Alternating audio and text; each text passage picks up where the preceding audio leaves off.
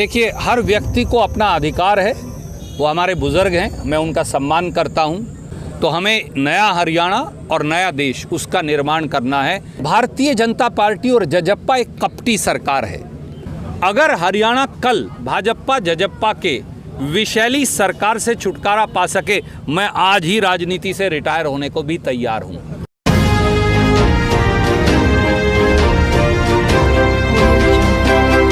आज गंगवा गांव के अंदर हमारे भाई सुरेश जी ने, हरपाल जी ने, महावीर जी ने, सब साथियों ने आज मिलकर ये जो आयोजन किया है, ये संघर्ष का एक बिगुल है पिछड़ा वर्गों को कांग्रेस पार्टी की मुख्य धारा से जोड़ने का।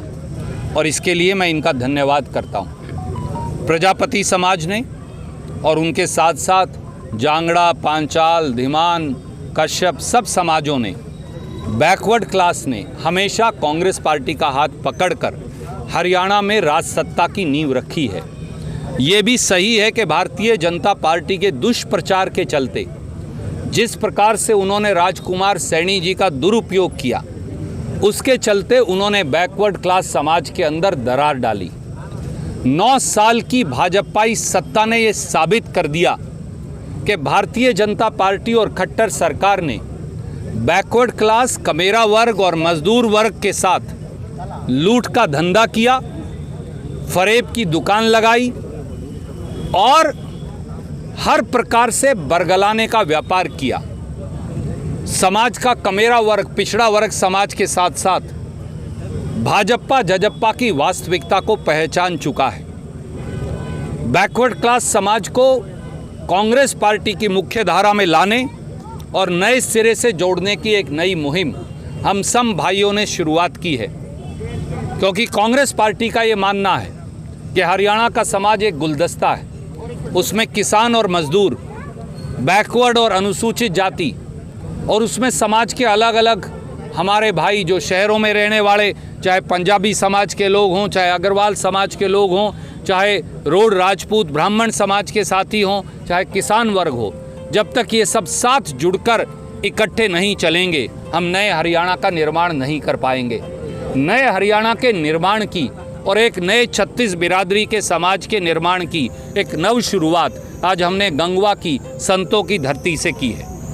कोई प्रश्न आप पूछना चाहते हैं? जैसे भिवानी में कल भूपेंद्र सिंह हुड्डा जी की रैली है, कांग्रेस को मजबूत करने के लिए वो रैली है या किरण चौधरी को कमजोर करने के लिए वो रैली है? देखिए, हर व्यक्ति को अपना अधिकार है। वो हमारे बुजुर्ग हैं, मैं उनका सम्मान करता हूँ। अपने अपने तरीके से कांग्रेस पार्टी के कार्यक्रम वो कर रहे हैं। हमारा लक्ष्य केवल एक ही है, जो राहुल गांधी जी ने दिया, जो यहाँ लिखा है, हाथ से हाथ जोड़ो और नए भारत की एक उम्मीद को लेकर आगे बढ़ते जाओ। तो हमें नया हरियाणा और नया देश, उसका निर्माण करना है, क्योंकि देश में बेरोजगारी, देश में महंगाई, देश में नफरत की खेती, देश में जात पात का बंटवारा, देश में धर्म का बंटवारा, उसने भारत को और ख़ास तौर से हरियाणा जैसे तरक्की पसंद प्रदेश को, जो देश में सबसे पहले नंबर का प्रदेश था, उसको पिछड़ा दिया है, उसे पिछड़े मोड़ पर लाकर एक खड़ा कर दिया है। अगर उस ज़मीनी धरातल की सच्चाई को बदलना है तो फिर गरीब और कमेरे वर्ग को साथ लेकर चलना है, और इसी संकल्प की सिद्धि में हम सब लगे। सर, बैकवर्ड क्लास को पंचायतों में 7% आरक्षण दिया, BCA को बनता 27 है। क्या कांग्रेस सरकार आती तो 27 पे काम करेगी? देखिए, मैंने जैसा कहा, सबसे पहला काम करने की ज़रूरत है। अगर प्रजापति समाज, पांचाल समाज, सुनार समाज, नाई समाज, जांगड़ा समाज, धीमान समाज, कश्यप समाज, मैं बोलता जाऊं, बहुत सारी बिरादरियां हैं, अगर उनका बेटा और बेटी क्लर्क और PN लगने के योग्य है क्लास 3 और क्लास 4 में, तो वो DSP, deputy excise and taxation commissioner, DFSO, district food and supply officer, HCS, ये सब क्यों नहीं लग सकता? लग सकते। इसलिए हमने पहला संकल्प यही लिया है कि 2016 का बीजेपी का बनाया हुआ कानून तोड़ेंगे और 27% आरक्षण क्लास 1 से क्लास 4 तक पिछड़े वर्गों को देंगे। दूसरा है नुमाइंदगी की बात।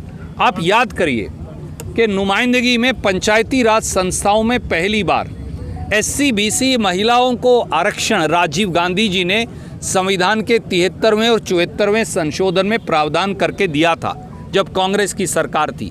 उनका जो संपूर्ण अधिकार है हम वो उनको देंगे, इसके लिए हम कटिबद्ध हैं। जैसे गरीब तबके की वोट की हम बात करें तो आपने कहा कि कांग्रेस के साथ वो वोट थी, आज एक तरह से भारतीय जनता पार्टी की मतदाता उसके साथ लगी हुई, क्या लगता है कांग्रेस पार्टी उन मतदाताओं को वापस करने में लगी हुई है? भारतीय जनता पार्टी और जजप्पा एक कपटी सरकार है, छल और धोखे वाली सरकार है। इनका काम लोगों की आंखों में धूल झोंकना, जातियों और बिरादरियों को आपस में लड़वाना, शहर और गांव को लड़वाना। शहर में भी ये पंजाबी और वैश्य समाज को लड़वाएंगे, गांव में जाएंगे तो किसान और मजदूर को लड़वाएंगे, बगैर ये बात जाने कि हमारे संस्कृति और संस्कार ये कहते हैं कि जब तक गांव और शहर में 36 बिरादरी का गुलदस्ता नहीं बनेगा तब तक ये प्रदेश और पूरे के पूरे इलाके तरक्की नहीं करेंगे। हमारा सबका संकल्प एक कार्यकर्ता के तौर पे यही है कि हमें समाज में जो वैमनस्य फैलाया है, जो बिरादरियों में बंटवारा फैलाया है, उस खाई को पाट कर एक बार फिर समाज को आगे लेकर जाना है। आप जैसे राष्ट्रीय लेवल के नेता है, हर जगह आज यहाँ बात करें तो रणदीप सिंह सुरजेवाला मुख्यमंत्री बनेंगे, कुमारी शैलजा जी को बताऊँ उन मुख्यमंत्री बनेंगे, भूपेंद्र सिंह हुड्डा, अगर इसी तरह के नारे लगेंगे तो क्या कांग्रेस पार्टी मजबूत होगी? लगता है कि एक ही मंच में आके आप लोग आने वाले समय के चुनाव में बहुमत हासिल कर पाएंगे? आदरणीय साथी, आकांक्षा रखना बुरी बात नहीं, और आपके साथी हैं वो जोश में हर नेता के प्रति अच्छी बात कहेंगे, उसमें कोई बुराई नहीं। मैं उससे गुरेज नहीं करता, ना उसे गलत मानता। मेरा ये मानना है कम से कम स्वयं का, और मेरी इस बारे में शैलजा जी से, किरण जी से, कई अन्य नेताओं से चर्चा हुई कांग्रेस के। हम सब पहले कांग्रेस के कार्यकर्ता हैं, बाद में नेता हैं, और हमारा काम केवल खुद के लिए सत्ता प्राप्ति नहीं, हमारा काम लोगों की आवाज़ बनकर उनके लिए लड़ना और हरियाणा के लिए एक सकारात्मक एजेंडा बनाना है। अगर हरियाणा कल भाजपा जजप्पा के विशैली सरकार से छुटकारा पा सके, मैं आज ही राजनीति से रिटायर होने को भी तैयार हूँ। हरियाणा के लिए, हरियाणा के 2.5 करोड़ लोग हमारे व्यक्तिगत स्वार्थ से बड़े हैं, परंतु आकांक्षा, इच्छा, जोश, ये सब बातें उसका एक माध्यम है। मैं ये मानता हूँ कि हमारे पास केवल निशाना अर्जुन की तरह मछली की आंख है, और वो मछली की आंख है हरियाणा में सत्ता परिवर्तन और व्यवस्था परिवर्तन दोनों चीज करना। सर, पूरा हरियाणा में किसान मजदूर लड़ रहा है जन विरोधी नीतियों के खिलाफ, कांग्रेस कहीं भी सड़कों पे नहीं दिख रही, उस पे क्या कोई प्लान रहेगा लड़ने का? आदरणीय साथी, आप कुछ दिन इंतजार करिए, जैसे आज आपने गंगवा में देखा, आप पूरे हरियाणा के कोने कोने के अंदर नए साथियों को कांग्रेस से जुड़ते और कांग्रेस को आंदोलनरत देखेंगे। धन्यवाद।